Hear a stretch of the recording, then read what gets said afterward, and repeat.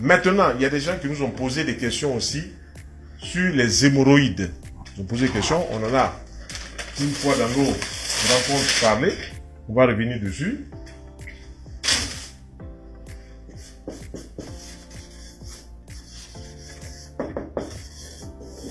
Évidemment, les hémorroïdes, on dit, c'est une dilatation des veines anorectales, donc des veines de l'anus et du rectum. La vie, la sédentarité, on ne bouge pas beaucoup, la mauvaise alimentation sont en cause. Si on veut accélérer rapidement la rétraction de cette partie rectale et anale, il nous faut faire au moins pendant 7 jours des fruits et des légumes crus, variés, à volonté. Pendant 7 jours, matin, midi et soir, on ne mange que des fruits et des légumes crus. Donc on va quoi? On va assécher la source des surcharges. Peut-être que la personne mange trop de poisson, peut-être qu'elle mange trop de viande, peut-être qu'elle fait des mélanges viande, poisson ou bien viande, œufs qui sont pas bons. Peut-être qu'elle fait des mélanges semoule de manioc avec banane, plantain, bouilli qui sont pas bons. Peut-être qu'elle fait des mélanges du riz avec de la semoule de manioc qui sont pas bons. Peut-être qu'elle mélange des fritures. Il faut arrêter toutes ces formes d'alimentation. Ce qu'on dit, assécher la source des surcharges. Quand vous aurez fait cela pendant une semaine, c'est vraiment un petit sacrifice parce que tout le monde aime bien manger. Quand vous aurez fait cela, vous allez alléger déjà de 60-70% toutes ces dilatations qui se font.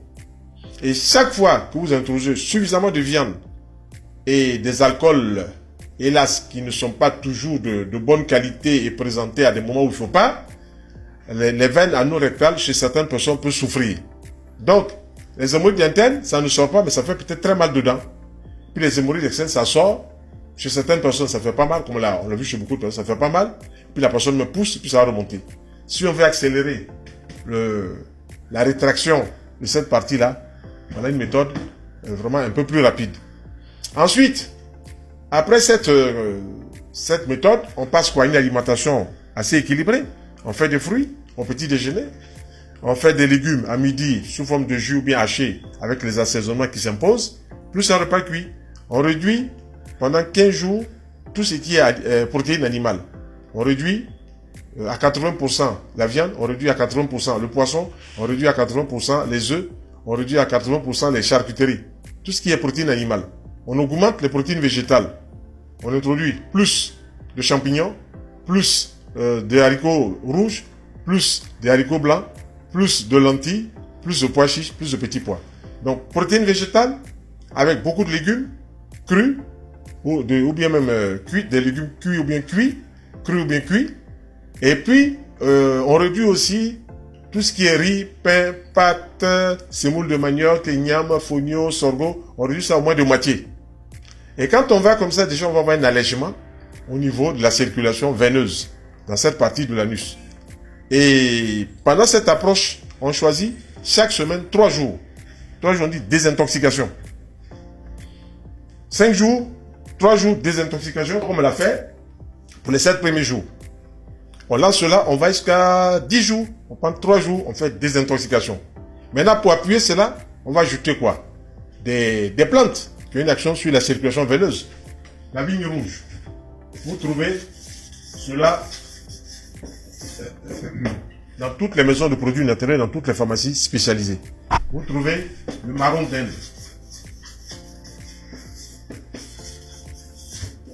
Vous trouvez la mamélis. Vous trouvez la noix de cyprès.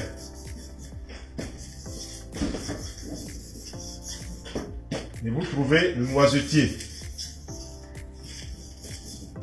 Voilà déjà des plantes qui seront prises 3 fois, 4 fois dans la journée, réveil 11h, 17h pour coucher, et qui vont faire forcément du bien à celui ou à celle qui utilise ces produits-là. Quand on utilise ces plantes de manière concomitante avec l'alimentation qui est assez réformée, on est gagnant. Maintenant, il y a des personnes qui nous ont dit, ah, les hémorroïdes là, ça saigne. Tout le monde peut faire des hémorroïdes s'il n'y a pas une bonne hygiène alimentaire et si les veines relâchent. Lorsque les veines relâche et qu'il y a du sang, c'est le terme même hémorragie, le sang qui coule, qu'est-ce qu'on va utiliser? Des huiles essentielles localement. Si le sang qui coule, des huiles essentielles de cyprès mélangées à des huiles essentielles de cisladanifère. Si ces deux huiles sont utilisées essentielles, ça rentre dans ce qu'on appelle l'aromathérapie. Si ces deux huiles sont utilisées avec du beurre de karité,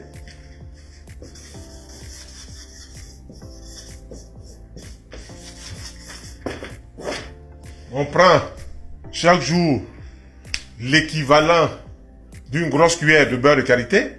Et dans cette grosse cuillère de beurre de karité, on laisse tomber 10 gouttes de cyprès et 10 gouttes de cisladanifère. Dès que je mélangeais, on applique ça sur du coton, mais si le sang s'arrête, séance tenante. Ça coupe dans les 10-15 secondes, ça coupe ce sang. Ça, c'est ce qu'on appelle la bouée de sauvetage. Maintenant, en amont, il faut réformer toute hygiène alimentaire que je viens de dire. Et il faut apporter aussi les plantes à visée circulatoire, vigne rouge, amamélis, noisettes, noix de cyprès, marron d'Inde, etc.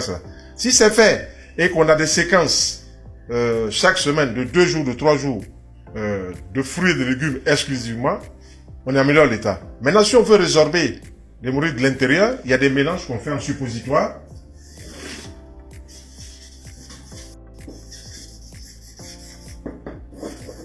Ces mélanges en suppositoire, on va utiliser plusieurs huiles essentielles. Il y aura l'huile essentielle de menthe poivrée, l'huile essentielle de girofle, l'huile essentielle de lavande vraie, l'huile essentielle de cyprès. Donc, menthe poivrée, girofle, lavande, cyprès, huile essentielle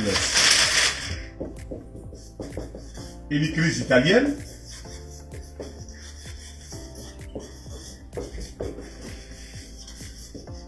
Alors, comment ça va se répartir? Si on prend à peu près l'équivalent d'une poignée comme ça en beurre de karité, et on va donc mettre dans ce beurre de karité, de cette quantité-là, on mettra 30 gouttes d'huile essentielle de cyprès,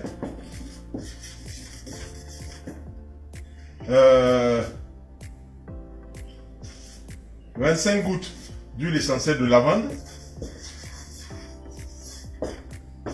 15 gouttes d'huile essentielle hélicrise italienne, 10 gouttes d'huile essentielle de girofle et 10 gouttes d'huile essentielle de menthe poivrée. Quand tout cela est mélangé, on prend le papier alu, on met des petites boules, on prend un peu comme ça, on met des petites boules et qu'on met au réfrigérateur. Si on le met au freezer, 24 heures c'est prêt, tous les matins, tous les soirs, on introduit une boule. Et si cela est fait et qu'on mange différemment, comme je l'ai proposé, à savoir privilégier le végétal qui nettoie bien les veines et qui les fortifie, puisque les aliments, comme les fruits sont des aliments nettoyeurs, mais ce sont des aliments cicatrisants et ce sont des aliments revitalisants. Donc ils vont travailler sur toutes les parties du corps qui ont tendance à relâcher et rapidement, on aura de bons résultats. Donc voilà les propositions que je voulais faire par rapport aux hémorroïdes, que ce soit en interne ou en externe. Il y a plusieurs donc façons de pouvoir gérer cela. Mais il faut retenir que la base, c'est l'alimentation. Il faut réduire de 80% les viandes rouges, il faut réduire la viande de bœuf, la viande de mouton, la viande de porc, il faut réduire cela de 80%. Il faut augmenter les protéines végétales. Et dans tous les repas, il faut mettre suffisamment de légumes cuits. Et au début de chaque repas, des légumes crus, soit en salade, ou bien des légumes crus en jus. Voilà. Et ces légumes crus en jus, on peut insister sur les légumes crus en jus, on peut insister sur l'oignon, sur la carotte, sur le concombre, sur le persil, etc., etc. Donc un peu plus, par exemple, 3 oignons, 3 carottes, 3 concombres, un bouquet de persil, On peut ajouter un céleri branche. Voilà. Cela, évidemment, aura de très bons effets sur la circulation.